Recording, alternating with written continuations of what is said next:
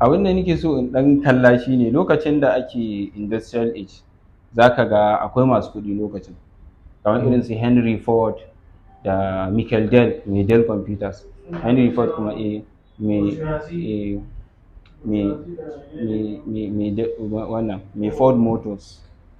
To lokacin dai dole dai sai ka san a lokacin tunda industrial age ne dole dai sai wani abu da yake da alaka da wa'annan industries din ne mutum zai iya samun kuɗi da shi. Dole Shi wancan yana da industry harkar ne computer yake yi shi Dell, shi kuma Ford harkar motoci yake yi. To lokacin su kenan. Akwai ma irin su Ferrari in ban manta ba.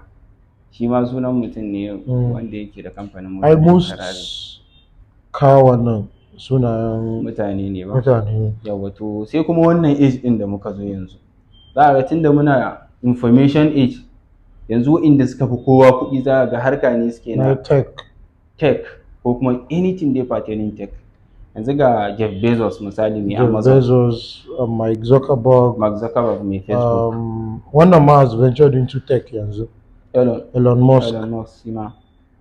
Yanzu kawai dai to make it, you have to just have tech, wannan infotech, ko investments ne a infotech, at least